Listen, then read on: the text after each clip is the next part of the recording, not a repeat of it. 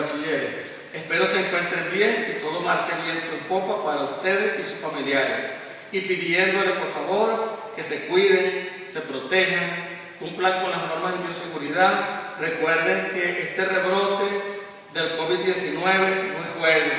Ustedes saben cómo está la situación. Y es por ello que en vista de esta situación vamos a cambiar la metodología. Ya no podemos ver clases presenciales. Ustedes saben todo lo que está pasando, todos los casos que hay. Entonces vamos a tratar de adaptarnos a la tecnología, aunque yo no estoy muy de acuerdo con este sistema online, pero no queda otra. Y creo que lo mejor es adaptarse para tratar de cumplir los objetivos y que conjuntamente ustedes y mi persona logremos una feliz culminación del año académico. Espero entiendan la situación y me comprendan y le busquemos una gran y buena solución a esta situación. Como le dije, mis apreciados bachilleres, voy a hacer una lectura y explicar brevemente un resumen de lo que generalmente yo explico en clase y lo que generalmente yo preguntaría en un examen parcial final. Como les dije anteriormente, tenemos que adaptarnos a las nuevas tecnologías y de verdad que es incómodo, pero es la única forma y espero que ustedes entiendan. Vamos a comenzar directamente ya con el capítulo 1, que es Medicina en la Prehistoria. ¿Qué es la prehistoria? La prehistoria se define como el periodo de la humanidad que se extiende desde la aparición del hombre hasta la invención de la escritura. ¿Por qué es prehistoria? Justamente porque no había registros de ningún tipo. Y llega hasta la escritura, porque a partir de ese momento es cuando comienzan a haber los registros para su estudio. Entonces, una de las formas de estudiar un poco la parte de la prehistoria o el hombre de la prehistoria es a través del arte rupestre. El arte que, si se acuerdan de las clases de artística de segundo año, todas aquellas figuras que el hombre de las cavernas pintaba en su residencia o en sus cuevas, que es una forma del estudio de la prehistoria. Pero además de eso, existen también unas ciencias auxiliares que permiten el estudio de esta ciencia. Entre esas ciencias auxiliares tenemos la estratigrafía, que estudia los diferentes estratos de las rocas. Luego tenemos la antropología para el análisis de los huesos. Tenemos la paleontología, que estudia los restos de los animales. Tenemos la geología, que estudia los suelos. Y tenemos la paleobotánica para el estudio de restos de animales y semillas antiguas. Además de esto, hay algunos elementos físico-químicos para el estudio de esta ciencia que son complementarios. Entre ellos tenemos el principal, que es el radiocarbono 14, que es uno de los más utilizados en la actualidad. Pero además de eso, encontramos la paleopatología, que es la ciencia que se encarga de estudiar las alteraciones y posibles enfermedades que se detectan en los restos animales y humanos, especialmente en los humanos. Y esa es la forma de que podamos conocer un poco más de esta etapa de la humanidad, conocido como la prehistoria. Durante la época de la prehistoria existieron tres tipos de medicina: la instintiva, la empírica y la mágico-religiosa. La instintiva se aplicaba o consistía en curaciones semejantes a las de los animales, por ejemplo, lamiendo hierbas o las heridas, comiendo hierbas, despiojándose unos a otros, succionando la piel tras las picaduras, frotándose para aliviar el dolor. Luego tenemos la medicina empírica, que se practicaba como producto de la experiencia, por ejemplo, reposo luego de una fractura o las trepanaciones. Y tenemos la otra, que es la mágico-religiosa. La mágico-religiosa se aplicaba cuando se presumía que la persona estaba poseído por un espíritu maligno o demonio. Y ella se aplicaba para expulsar los demonios. ¿En qué consiste la trepanación? La trepanación consiste en un corte en la parte del cerebro o en la parte ósea del cerebro, donde se presumía que estaba alojado el espíritu, el demonio, y por ahí lo expulsaban. Y esas eran las tres ciencias o las tres medicinas que se practicaban en la prehistoria. Ahora, tenemos las principales enfermedades que se han detectado gracias a estos estudios por estas ciencias auxiliares. Tenemos la osteometitis, tenemos las fracturas que eran muy comunes, tenemos la periostitis, la gota de las cavernas, la tuberculosis y por supuesto las caries y la piorrea. En la prehistoria el promedio de vida del hombre y la mujer estaba entre los 30 y 40 años. La mujer duraba menos, se presume que la mujer duraba entre 30 y 35 años, primero por su debilidad comparada con el hombre, pero principalmente por el proceso de gestación, por el parto,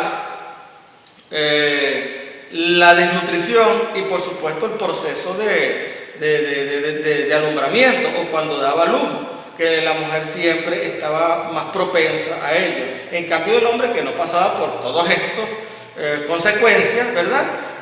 Duraba un poquito más, pero se presume que duraban entre los 30 y los 40 años. El promedio de vida, como les dije, era ese de 30 a 40 años. Y una de las cosas que nos llama poderosamente la atención es que en la prehistoria también aparece la circuncisión. Aparece como ofrenda a los dioses y también el culto al embarazo. En investigaciones de la prehistoria podemos ver que en la Venus de Willenford, 30.000 años antes de Jesucristo, hay una imagen donde hacían culto al embarazo y se las voy a mostrar para que tengan una idea de esta escultura, que a través de esta escultura también se han podido conocer elementos que nos dicen que rendían culto al embarazo.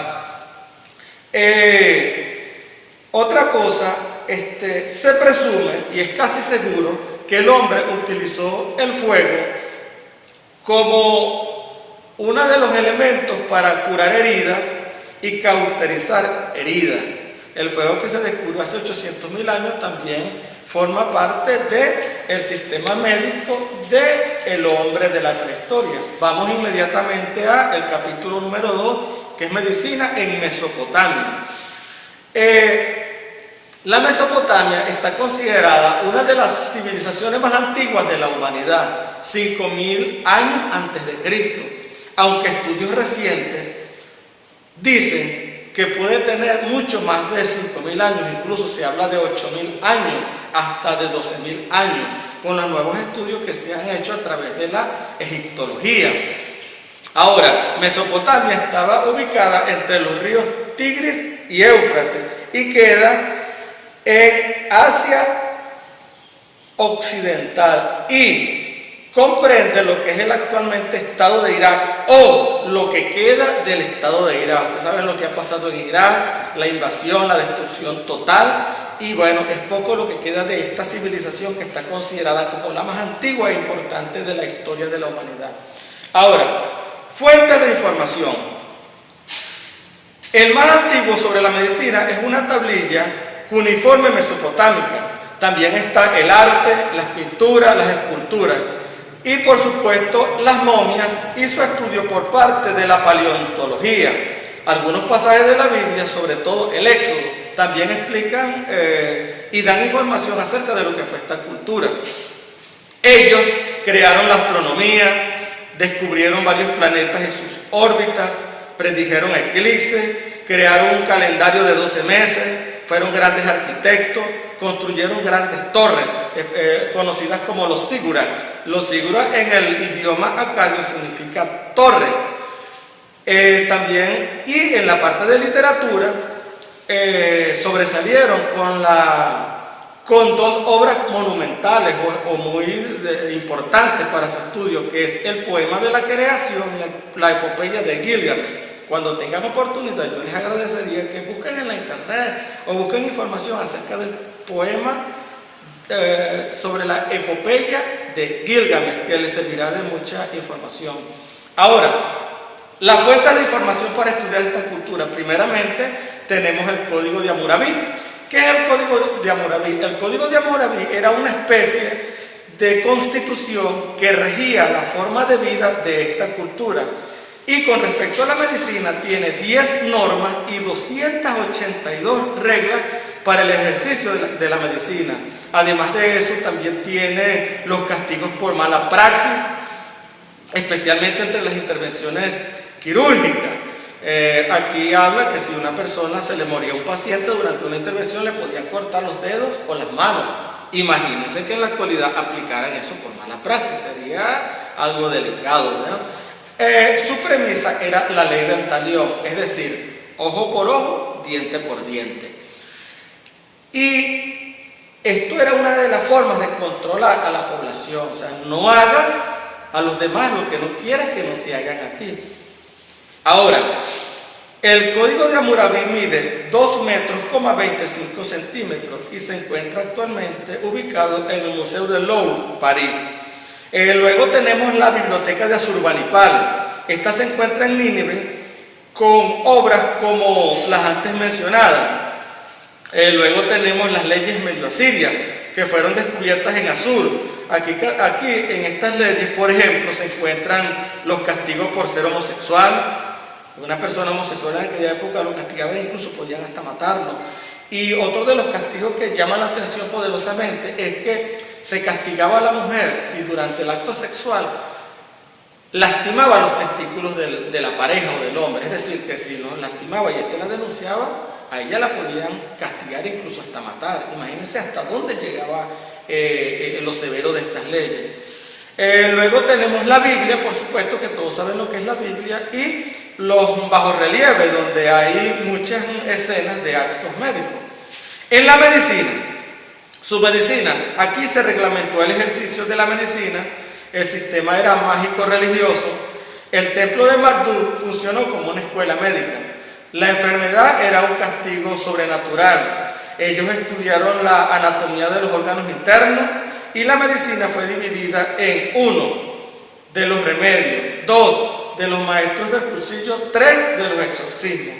Desarrollaron la cirugía, desarrollaron la medicina preventiva y aquí aparece con la receta por primera vez con sus indicaciones y sellos. Ahora, los 3 grandes aportes que nos interesan de esta cultura fueron los siguientes. Primero, fueron los que crearon las primeras leyes para regular el ejercicio de la medicina. 2, la receta con sus indicaciones y sellos. Y 3, el caduceo como símbolo de la medicina, que es el bastón con la serpiente enrollada que todos conozco.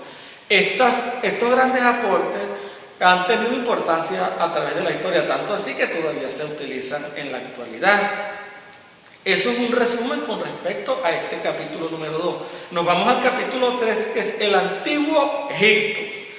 Egipto se encuentra en África, su capital es el Cairo y tiene aproximadamente unos 6 millones de habitantes.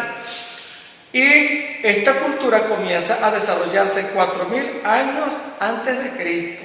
Pero, como pasó con la Mesopotámica, estudios recientes han demostrado que pudo desarrollarse mucho antes. Según datos actuales, dicen que puede tener incluso hasta 12.000 años y no 4.000 como está registrado en la historia. Ellos alcanzaron un desarrollo avanzado que lo fundamentan la existencia de una ciencia, la egiptología. Esta cultura fue tan avanzada que para su estudio y su forma de vida existe la egiptología, ciencia que permite el estudio constante, pasado y presente e incluso futuro de esta cultura. Ellos se desarrollaron mucho en la arquitectura, especialmente en las pirámides. También en la cultura, la literatura, la astronomía, las matemáticas fueron muy avanzados. Fuentes de información de esta cultura. El más antiguo es una tablilla cuneiforme mesopotámica. También está el arte, las pinturas, las esculturas, las momias y su estudio por parte de la paleopatología, pasajes de la Biblia, igualmente el Éxodo, ¿no? Los escritos de Homero, Heródoto, Hipócrates, Plinio el Viejo, Diodoro, San Clemente de Alejandría. Y otras fuentes de información interesantes como el libro, como el de los vasos del corazón y el libro de los muertos. si vieron la película La momia con Brendan Fraser y nuestra modelo indígena Patricia Velázquez, ahí hay una parte de cómo utilizan el libro de los muertos. Claro, en la película un poquito exagerado, ¿no? Pero sí forma parte de esa cultura. Y por supuesto, el secreto médico. También están los diferentes papiros. Está el de Caú, que trata de la medicina veterinaria, ginecología, obstetricia y puericultura. Tenemos el de Edwin Smith, considerado el primer tratado de cirugía y anatomía. Mide 4 metros y tiene referencia a los primeros estudios del cerebro. Este se encuentra actualmente en Nueva York. El papiro de Edwin Smith está considerado por muchos historiadores como el más importante de todos. Luego tenemos el papiro de Eber, que mide 20 metros, tiene 180 páginas y 900 recetas. Fue encontrado en el año 1862 por George Eber. Contiene tratamientos médicos y se encuentra en Leipzig, Alemania. Además están los papiros de Herz, Chesterfield y Berlín, que están en Londres. Dioses médicos. Esta cultura era politeísta y por supuesto que su medicina era mágico-religiosa. Y los principales dioses médicos que se destacan está Isis, que era diosa de la salud, está Osiris, dios del Nilo y de los muertos, está Horus, dios de los oculistas, está Set, que provocaba toda clase de enfermedades, está Thoth, que era el médico de todos los dioses. Su desarrollo. Según el perfil, los médicos se dividían en generales, cirujanos y exorcistas o sacerdotes. O sea, 3 formas de médicos aplicaba esta cultura. La medicina era sacerdotal y, por supuesto, mágico-religiosa. Allá aparecieron las especializaciones médicas en esta cultura cuando se comienza a clasificar en la medicina las diferentes especializaciones, muchas de las cuales conocemos en la actualidad. Las escuelas de medicina funcionaban en los templos. La más famosa, por supuesto, fue la de Heliópolis. Y las primeras mujeres médicos de la historia aparecen en esta cultura. Ellos conocieron las funciones motoras del cerebro por sus consecuencias después de los traumas. Detectaron el pulso y las enfermedades, las clasificaron por síntomas. La medicina estaba reglamentada y se castigaba la improvisación. Había unas reglas que tenían que tener para hacer cualquier procedimiento médico. En ginecología, por ejemplo, estudiaban el embarazo, comprendieron el papel del semen en la fecundación y utilizaron anticonceptivos de estiércol y miel. En cirugía emplearon cuchillos de piedra, metal y papiros. En odontología pensaban que las caries eran producidas o se producían por gusanos y utilizaban prótesis dentales. Fueron una de las primeras culturas que utilizaron las prótesis dentales. En materia de salud pública, recomendaban la higiene pública e individual. Se bañaban 3 veces al día. Ellos inventaron los mosquiteros, salaban la carne y hervían el agua. Imhotep es uno de los personajes más importantes de esta cultura y de la historia de la medicina. Si vieron la película La momia de Brendan Fraser y nuestra modelo indígena Patricia Velázquez, ven que Imhotep iba a destruir el mundo, iba a comerse a todo el mundo, se iba a chupar todo el mundo, iba a destruir todo, tanto así que en la película se chupa como a 5, ¿verdad? Pero es todo lo contrario. Imhotep fue arquitecto, poeta, ingeniero, médico, curandero y está considerado el dios de la medicina. Se dice que vivió entre el 2778 y 2600 antes de Cristo. La historia de Imhotep es tan importante que a él lo diosificaron después de su muerte y le construyeron una capilla donde la gente iba y dicen los estudiosos que él hacía milagros. Los griegos lo adoptaron y lo identificaron con su dios médico y pasó a llamarse de Imhotep a Esculapio. Imhotep significa aquel que vino en paz. Ahora, esta cultura también tuvo 3 grandes aportes a la medicina. Primero, la bata blanca. esta cultura fue la primera cultura que exigió y estableció la bata blanca para el ejercicio de la medicina. Claro, no era que yo soy estudiante, me pongo la bata ya. Para ello había un ritual. El estudiante, además de ser seleccionado, hacían una especie de ritual para colocarle la bata, que fue su gran aporte. Su otro aporte fue las especializaciones médicas, como los dije anteriormente, y su otro aporte fue el récipe con sus indicaciones y sellos. Fíjense, estamos hablando de 4000 años antes de Cristo, ¿no? Según los historiadores, y esos aportes todavía se mantienen vigentes. La bata blanca, las especializaciones médicas, que muchos de ustedes buscarán una especialización, y por supuesto el signo del récipe, RP, que esto significa toma. Luego tenemos la medicina en China, el siguiente capítulo. Para el estudio de la medicina china, por supuesto, tenemos todos los emperadores que pasaron, porque recuerden que China fue un pueblo guerrerista, ¿verdad? Pero como eso lo vieron en Historia Universal del segundo año, vámonos directo a los aportes y la información médica. Aportes de la cultura china. Ellos inventaron el papel, la brújula, la pólvora, el sismógrafo y hasta los macarrones. Y eso es que ellos no comen pasta, ¿no? No comen arroz, y sin embargo inventaron los macarrones. Y todo esto forma parte de la cultura universal. Todos los pueblos del mundo tienen que ver con estos aportes de la cultura china. Ahora, la cultura china tiene unas influencias filosófico-religiosas que son las siguientes: yoga, budismo, taoísmo y el confucianismo.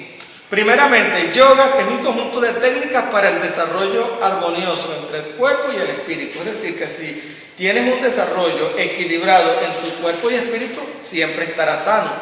Luego tenemos el budismo, que como su nombre lo indica, fue fundado por Buda y persigue la liberación del dolor, de la existencia por medio de una serie de prácticas y principios. Más que todo, esta influencia filosófica religiosa lo que busca es la liberación total del dolor y que vivamos sanos y en paz. Luego tenemos el taoísmo, que existe como principio fatal, inmóvil, ininteligente, ininteligible e inmutable. La realidad es binaria y el yin y el yang es la estructura fundamental. Es por eso que en el símbolo del yin y el yang está exactamente equilibrado, y mientras exista ese equilibrio que nos muestra el yin y el yang, todo está bien. Y luego tenemos el confucianismo, que es una filosofía orientada hacia la armoniosa realización individual y el buen ejercicio de la familia, la sociedad y el Estado. Esas son las 4 influencias filosófico-religiosas de la cultura china. Ahora, fuentes de información, que es una de las cosas que más nos interesa, porque con las fuentes de información es que vamos a conocer esta cultura.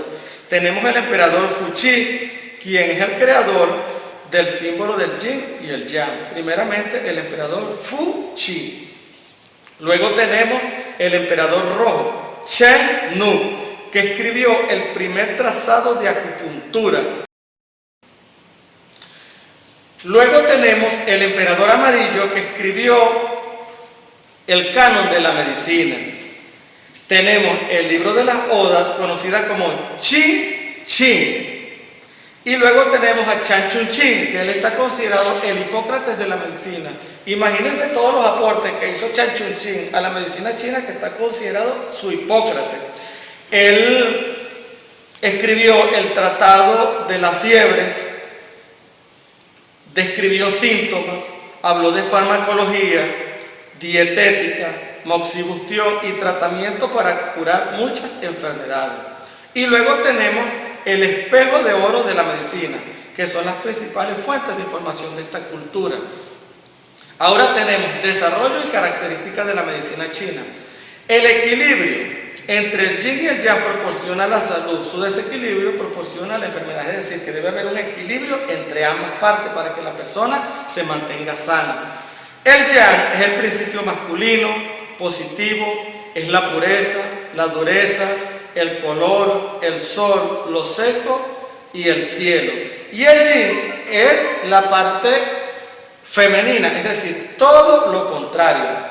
En anatomía y filosofía, los chinos tuvieron limitaciones por el confucianismo que prohibía la profanación de cadáveres, pues se los consideraban sagrados. Es decir, que ellos tuvieron un atraso acá porque no intervenían quirúrgicamente los cuerpos para su estudio anatómico, porque era una profanación, porque para ellos los cuerpos eran sagrados.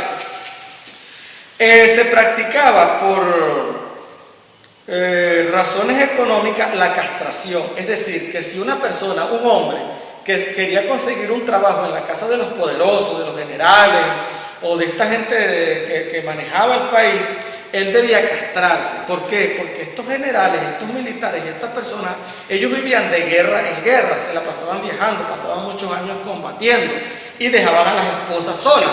Entonces obligatoriamente tenían que dejar a una persona que no fuese como dicen en criollo, comer el maíz salteado, ¿verdad? Entonces los hombres se castraban para conseguir un trabajo con esos señores, que era uno de los mejores trabajos económicamente que se podían conseguir en esa época. Y otra de las cosas que nos llama la atención es el vendaje de los pies, llamado loto de oro. Es decir, las chicas, las niñas, cuando estaban muy pequeñas, a ellas les vendaban los pies de una forma de moldearlo. ¿Por qué? Porque para esta cultura, para los hombres, el atractivo de las mujeres en sí no era el cuerpo o su belleza física, eran los pies. De hecho, hay muchas pinturas y hay relieves de esta cultura donde aparecen hombres besando los pies de las mujeres. Y los pies los amarraban o los sujetaban de una forma tan sujetada, valga la redundancia, o tan apretada, para moldearlo, que muchas veces las mujeres no podían ni siquiera caminar por el fuerte dolor que esto les provocaba. Pero era la forma de conseguir un buen esposo o un esposo que cubriera las expectativas de la familia, pues. Sus elementos principales: la variolización, la acupuntura y la moxibustión. Los tres grandes aportes de esta cultura a la medicina universal fueron la acupuntura, todos saben lo que es la acupuntura, la variolización, que muchos de los compañeros dieron una explicación muy interesante de lo que era la variolización, y por supuesto el aporte farmacológico, empleando el sauce, la efedrina y el ginseng. El ginseng es una planta de su cultura que la utilizan para todo. Así como actualmente en Latinoamérica se está utilizando la moringa y ahora el neem para todo, ellos utilizan el ginseng para casi todo, forma parte de su cultura. Luego pasamos al siguiente capítulo: medicina en la India. La India, al igual que la cultura china, también se rige por unos sistemas filosóficos religiosos. Primeramente tenemos el budismo, tenemos el jainismo y tenemos el yoga. El budismo: el dolor en general provoca el sufrimiento. El deseo es la primera causa de dolor. Se refiere más que todo al deseo carnal, es decir, que debemos tratar de ser puros. El deseo de tener y tratar de conservar lo que se tiene, es decir, aquellas personas que se apegan a algo que no quieren dejarlo ir. Eso forma parte del dolor que ejerce esta cultura. Y la otra es la falta de dominio en sí. Y la última, la tercera causa, el dolor, es la ignorancia o el desprecio al conocimiento. Luego tenemos el jainismo, que se consolidó en los tiempos de Buda. Sus practicantes se dividen en svetambaras, vestidos de blanco, y los digambaras, que practican el nudismo. El yoga consiste en el desarrollo armónico entre el cuerpo y el espíritu a través de un conjunto de técnicas y disciplinas. El yoga significa unión, por eso es que se debe buscar el equilibrio entre ambas para mantenerse sano. Fuentes de información. Las principales fuentes de información de esta cultura son los Vedas, que son un conjunto de textos de la religión brahmánica que representan la obra más antigua de la literatura. Fuentes de información. Los Vedas son un conjunto de textos de la religión brahmánica que representan la obra más antigua de la literatura. Hay una serie un capítulo en la serie Alienígenas Ancestrales, que les recomiendo que vean sobre la medicina ayurvédica. Cuando tengan oportunidad de ver este capítulo, sería bueno para que se enteren cómo funciona y ha funcionado esta medicina desde hace 5.000 años atrás. Es un tema muy interesante. Luego tenemos los escritos de Sushruta, que fue un famoso cirujano hindú.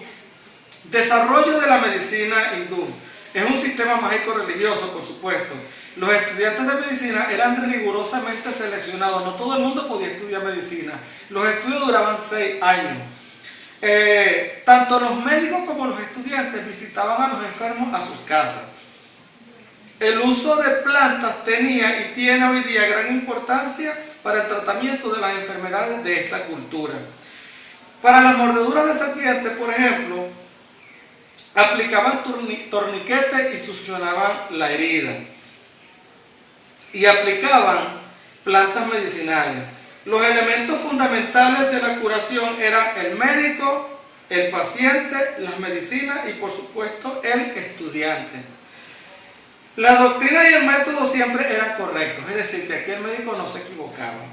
Si el paciente moría era por causa de la naturaleza de la enfermedad. Sus 3 grandes aportes. Esta medicina, al igual que otras, también dieron grandes aportes a la humanidad. Primero, fueron los inventores de los hospitales. A ellos se les considera que fueron los que crearon estas estructuras que posteriormente se llamarían hospitales. Luego, el otro gran aporte, la cirugía plástica. Ellos se les reconoce como los creadores de la rinoplastia o cirugía plástica. Y esto se da porque en esta cultura, cuando la esposa o la mujer cometía adulterio y el hombre la descubría, él agarraba un cuchillo y le cortaba la nariz por el pecado cometido. Imagínense hasta dónde llegaba esta cultura. Y llegó un momento que había tantas mujeres con el rostro afeado, con esta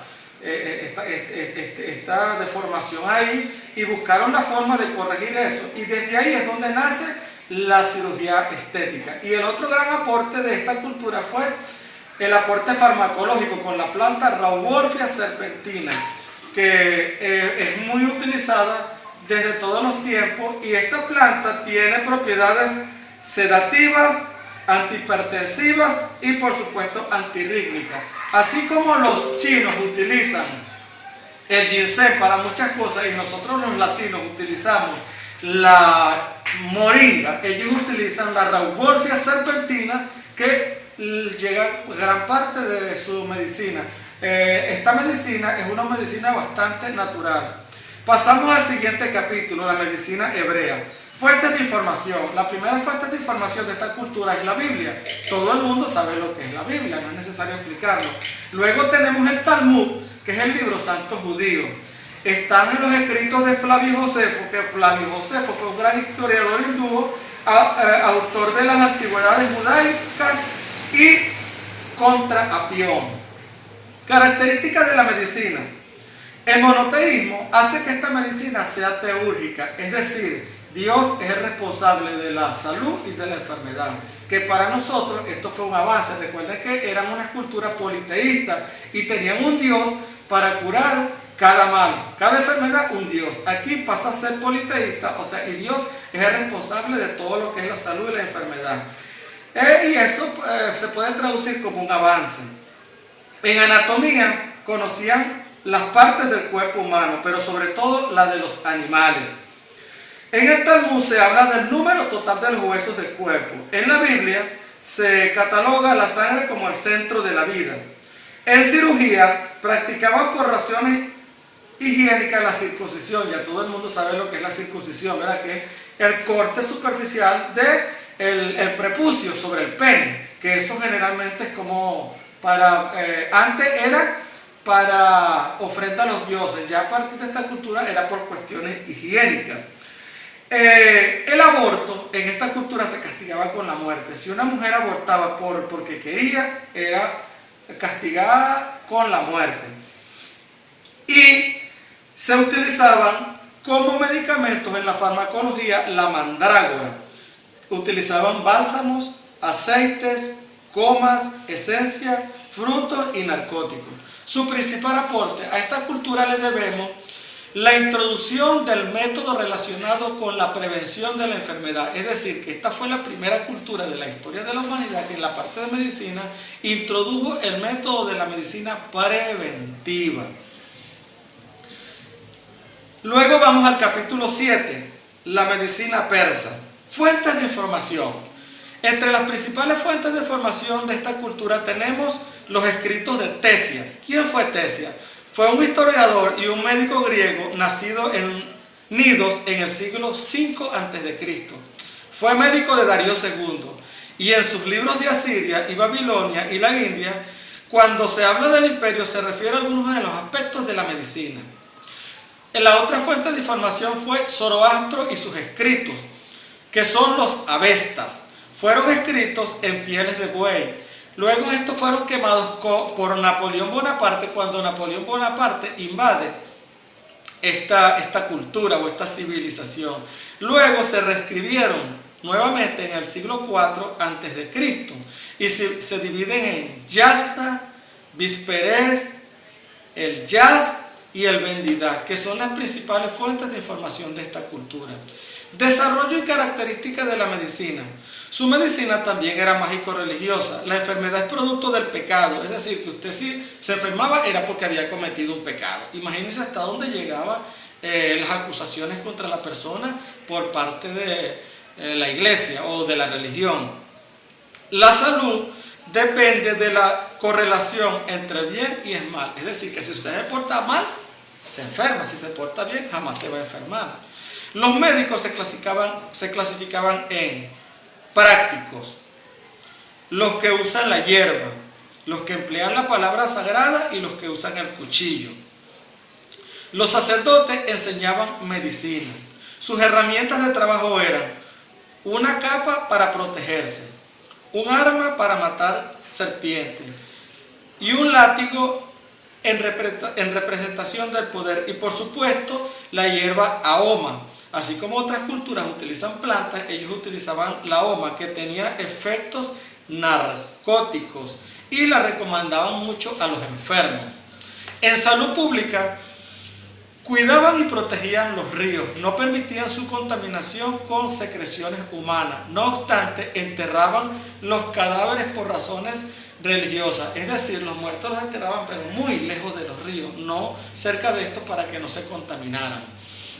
La menstruación era considerada un pecado si pasaba de los 8 días, es decir, que si la mujer tenía un periodo menstrual y sangraba por más de 8 días, para ellos la mujer estaba poseída por un demonio y la apedreaban. Muchas veces la castigaban y hasta la llegaban a matar, porque según ellos la mujer estaba poseída por un espíritu maligno. En farmacología, además de la ahoma, emplearon la leche, la grasa, los huevos de animales, la orina de vaca y purgantes para purificar el cuerpo. Los honorarios se cancelaban con especies y los pobres no pagaban la medicina, o sea, el servicio médico. Capítulo 8. La medicina griega arcaica. Fuentes de información. Como todas las culturas, para poder estudiar una civilización, lo primero que necesitamos son las fuentes de información, que son los que nos van a dar datos sobre esa cultura o civilización. Las principales fuentes de información de la cultura griega o de la medicina griega arcaica son las excavaciones y descubrimientos arqueológicos.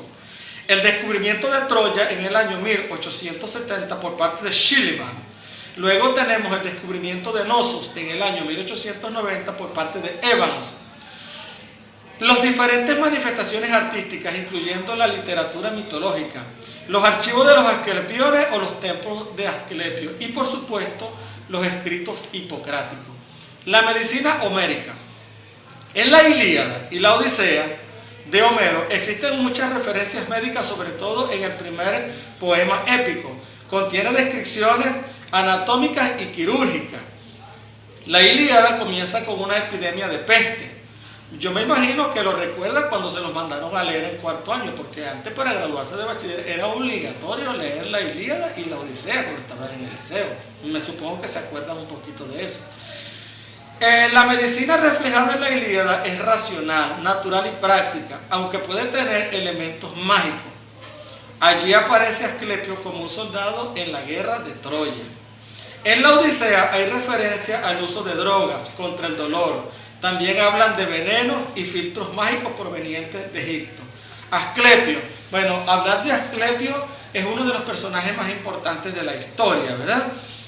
Él aparece como médico guerrero en la Ilíada y probablemente él vivió en el año 2000, en el año 1200 antes de Cristo. Ahora, ¿cómo conocemos a Asclepio? A través de las dos leyendas, ¿no? La primera leyenda que dice que Coronis, que era la esposa de Apolo, estaba embarazada y fue infiel con Isquis.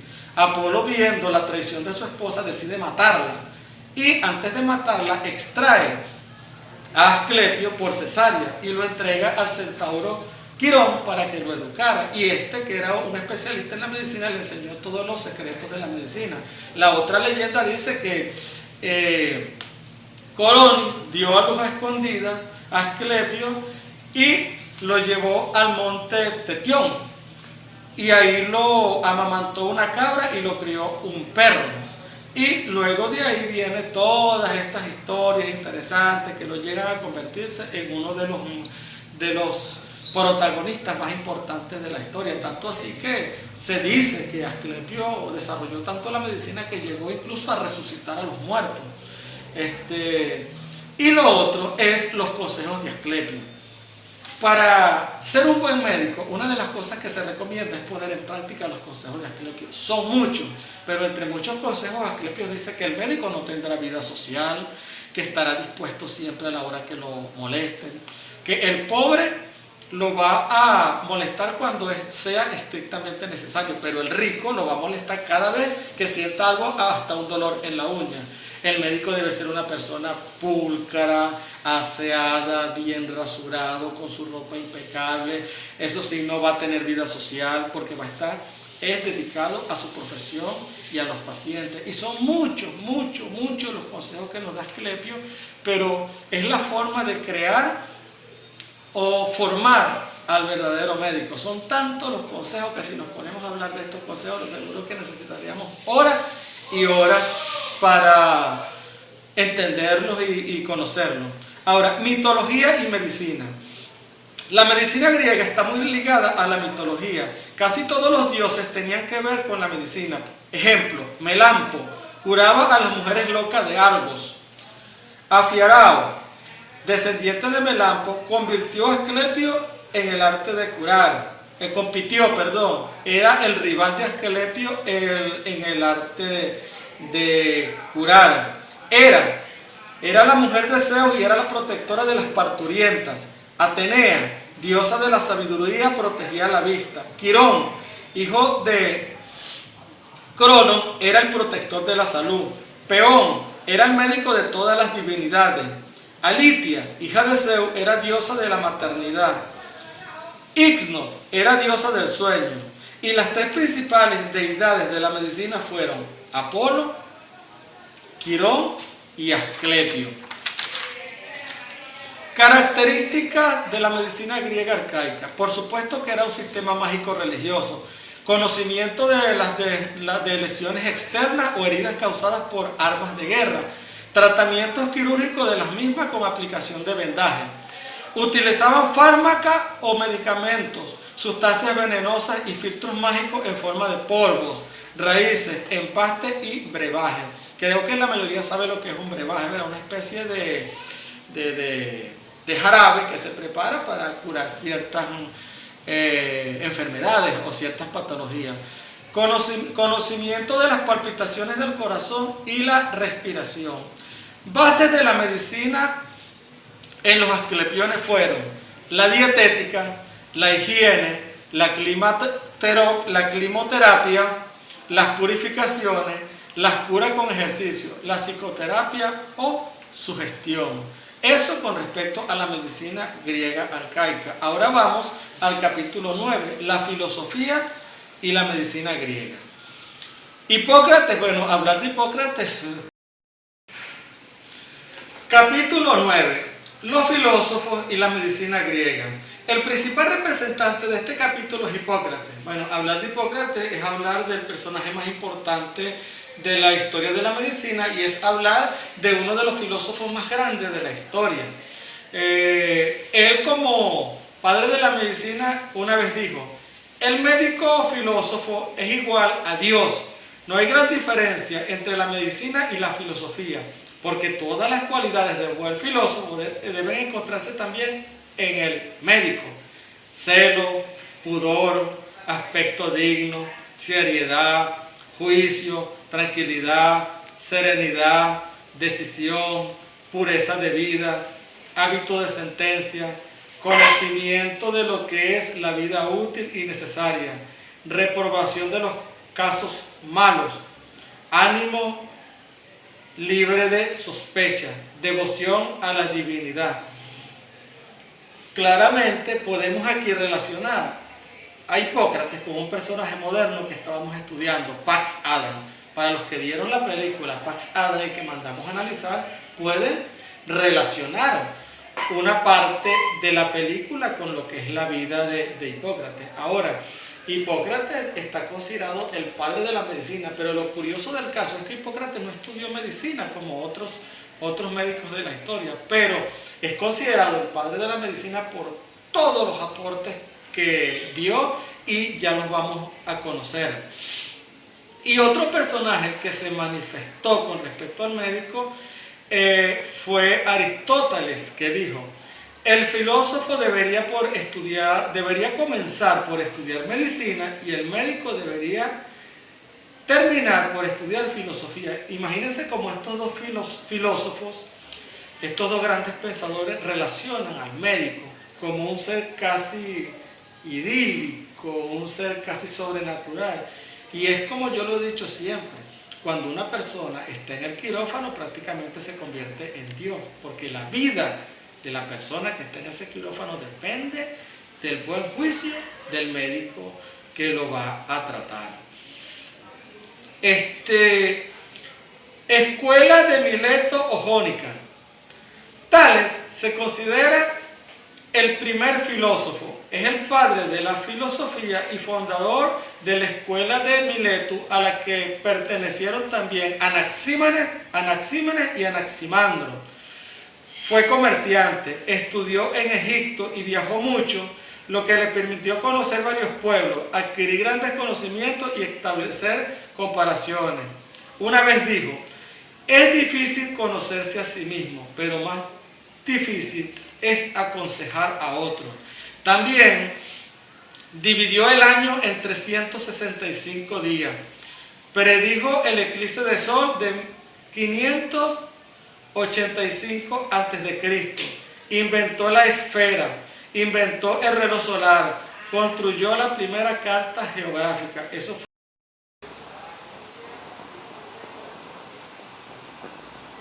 Anaxímenes. Para él, la Tierra es cilíndrica, suspendida en el espacio y rodeada por las estrellas. El elemento fundamental es el aire, de donde proviene todo, hasta el alma. Luego tenemos la escuela Elea. Fue fundada por Xenófanes de Colofón, quien criticó el politeísmo, predicó el monoteísmo y dijo que la tierra y el agua son los elementos fundamentales. También tenemos a Parménides. Fue el más sobresaliente de esta escuela. Publicó el libro de la naturaleza. Comparó el intelecto con el alma. Asoció la pérdida de calor a la muerte. Luego tenemos la escuela de Nidos.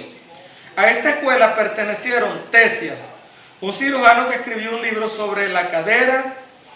Luego tenemos a Polícrates y Nicodemo, el padre de Aristóteles. También tenemos la escuela de Cos. Esta se especializó en el diagnóstico. Sus seguidores formularon la doctrina de la crisis, de la enfermedad y de los días críticos. Escuela atomista. Su mayor representante fueron Demócrito y Leucipo de Abdera. Según ellos, el universo y todas las cosas se componen de átomos. Las cosas aparecen y desaparecen de acuerdo a la unión y la desunión de los átomos. El sueño se produce por la salida de los átomos. La muerte se produce al salirse los átomos del alma. La visión se produce al recibir los ojos los símbolos atómicos que emiten los colores. Todas las teorías deben ser demostradas, es decir, que por ello se considera esta escuela atomista. Luego tenemos los peredeutas. ¿Quiénes son los peredeutas? Los peredeutas eran los médicos viajeros. Ellos iban de pueblo en pueblo y donde llegaban colocaban sus oficinas o sus consultorios portátiles donde atendían a la gente. Cobraban por su servicio, estaban un tiempo, aprendían de ese lugar, traían conocimiento de los lugares donde ya habían estado y luego continuaban sus recorridos. Luego y sus oficinas o sus consultorios itinerantes se llamaban iatrón, ese era el nombre de ellos.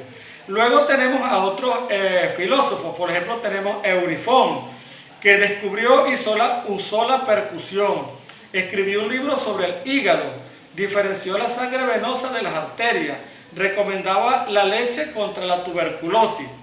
Luego tenemos a Diógenes de Apolonia, estudió la anatomía comparada en animales. Luego tenemos a Pitágoras, que fue el primero en hablar de la inmortalidad del alma. Inventó la teoría de los números y la aplicó a la medicina. Los animales, al igual que el hombre, tienen alma. Prohibió la cirugía porque afecta el alma. Trataba a los pacientes con música y canciones, y dietas, reglas higiénicas y ejercicio. Recomendaba la abstinencia sexual, no comer carne. De hecho, él mismo murió por un ayuno de 40 días seguidos. Luego tenemos a Almeón de Crotona. Él publicó el libro de la naturaleza. Fue la primera obra griega de este tipo. Fue el primer médico científico.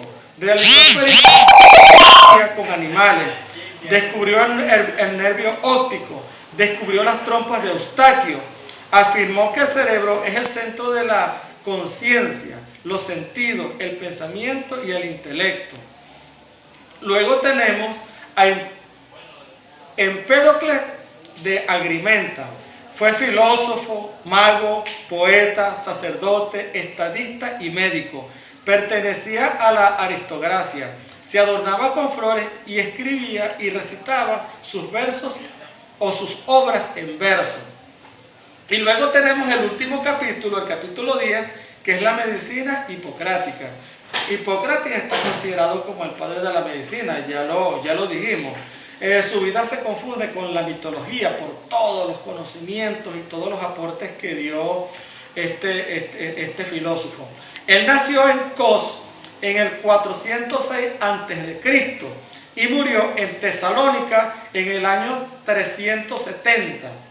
Se dice que descendía de Asclepio y él también fue peredeuta. Una de las cosas que nos afirman esto es que gracias a ser peredeuta fue que aprendió tanto porque se la pasaba viajando. Ahora, Hipócrates es el padre de la medicina por tres razones. 1, la metodológica. 2, la doctrinaria. Y 3, la ética. La primera, metodológica. Manera de abordar al paciente con la historia clínica. Fue uno de los primeros en emplear la historia clínica. Luego tenemos la doctrinaria, que es la doctrina humoral. Forma materialista de explicar las enfermedades.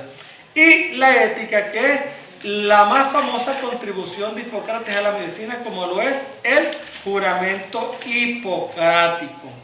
Ahora, características de la medicina hipocrática. Consideraba la enfermedad como consecuencia de causas naturales. Escribió la historia clínica del paciente de manera detallada y escrupulosa. Introdujo el pronóstico como de elemento para suponer el curso futuro de la enfermedad. Clasificó las enfermedades en externas y externas, agudas y crónicas, esporádicas, endémicas y epidémicas, exclusivas y asociadas, y curables e incurables. En anatomía tuvo conocimiento de embriología a través del huevo de gallina. Conoció las arterias, las venas, el colon, el útero, el vaso y el corazón. Conocía detalladamente los huesos y todas las articulaciones del cuerpo. En fisiología, sabía que el cerebro era el centro de las sensaciones. En ginecología y obstetricia, estudió el parto entre los 7 y los 8 meses. En cirugía trató las fracturas, las dislocaciones, heridas, las hemorragias, las fístulas y los tumores. Inventó la mesa de operaciones y el torniquete. La doctrina humoral.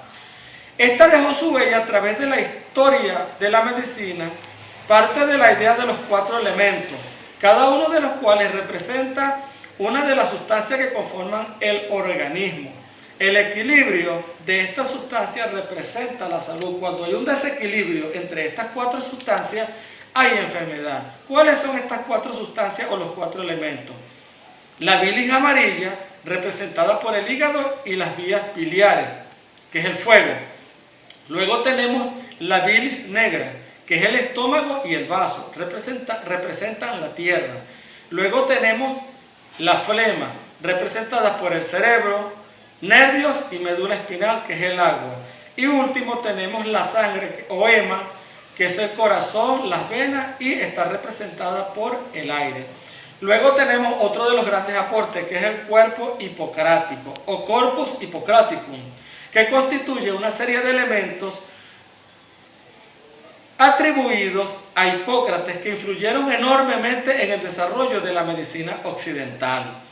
Se cree que todas estas obras no pertenecen a él, y yo creo que también me sumo a esa teoría, porque para que una persona escriba tanto, con tanta perfección, está la duda. Eso consta, este cuerpo hipocrático consta de 74 libros y 59 tratados escritos de manera magistral. Es por eso que ahí está la duda. Y los medicamentos utilizados por Hipócrates. Hipócrates utilizó en la medicina asfalto, alumbre, azufre, arsénico, agua de mar, sal marina, mandrágora, apio, aceite, leche de vaca, cebolla, belladona, perejil, laurel, loto, incienso, vinagre, agua caliente, vino, harina de trigo, aceite de cedro, grasa de cochino, corteza de granada, mirra, entre otros. Con toda esta información, jóvenes, esto es lo que yo generalmente explicaría o preguntaría en un examen. Es un resumen que creo que les debe servir y creo que deben aprovechar al máximo. Recuerden que con esta situación que tenemos actualmente tenemos que adaptarnos a las nuevas tecnologías. Por favor, yo les pido que revisen el material con calma y espero que les sirva para algo. Para mí de verdad es un honor compartir esta información con ustedes y les deseo lo mejor de lo mejor. Muchas bendiciones para todos.